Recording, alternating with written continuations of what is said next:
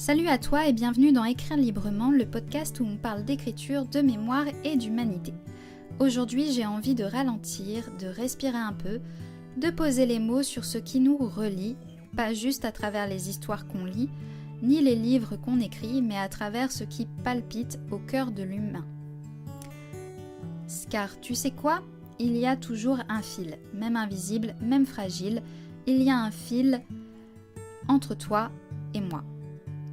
Entre hier et demain, entre nos blessures et la manière dont on tente d'en faire, de la beauté. Alors aujourd'hui, pas de grande leçon d'écriture, juste un moment de partage, une célébration de ce qui nous relie. En écrivant Héritage entremêlé, je pensais que je parlais d'un secret de famille, d'une quête de vérité, mais très vite, je me suis rendu compte que je parlais surtout de lien. Ce lien qu'on ne choisit pas comme une lignée, ce lien qu'on répare comme un fil cassé, ce lien qu'on construit doucement entre deux êtres qui s'apprivoisent. Tu sais, on pense souvent que c'est l'intrigue qui fait un roman, mais ce sont les liens entre les personnages qui nous touchent, parce qu'ils résonnent avec les nôtres. Et parce que lire une histoire, c'est parfois s'autoriser à ressentir à travers d'autres. Et ça, c'est déjà un acte d'union.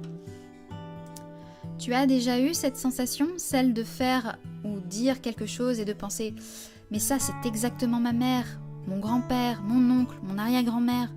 Il y a des choses qu'on porte sans le savoir. Des gestes, des silences, des douleurs, des rêves, ce qu'on appelle héritage invisible. Et parfois, c'est lourd, mais parfois aussi, c'est doux. Parce que dans cet héritage, il y a de l'amour. Même s'il ne s'est pas toujours bien exprimé, même s'il est parfois caché derrière des maladresses, des non-dits. Et écrire là-dessus, c'est ma manière à moi de dire on peut guérir ensemble, on peut transformer ce qui fait mal en quelque chose de vivant.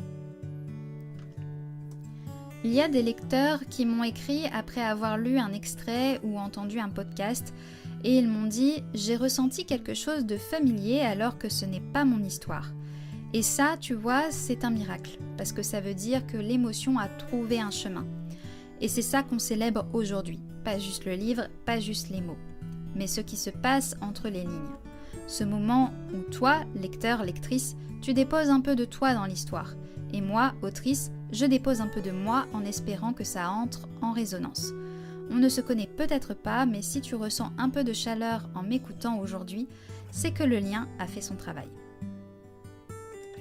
Alors je te propose quelque chose, une petite célébration, pas avec des cotillons, même si j'adore les cotillons, mais une célébration intérieure. Prends un moment pour penser à une personne avec qui tu as un lien fort, ou même à un souvenir familial, un objet, une chanson, une odeur, et célèbre-le.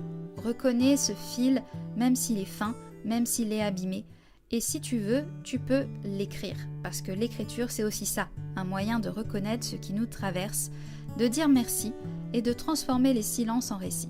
C'est ce que j'ai essayé de faire avec Héritage entremêlé et c'est ce que je t'invite à faire à ta manière. Merci d'avoir écouté cet épisode un peu différent, un peu plus lent peut-être, mais très proche de ce que je ressens à l'approche des fêtes. Je crois qu'on a tous besoin d'un peu de lien. Alors si tu veux me faire un petit cadeau d'hiver, partage cet épisode, laisse un mot en commentaire, rappelle à quelqu'un qu'il compte pour toi, parce que les histoires nous relient et toi aussi tu fais partie de la mienne. À très bientôt.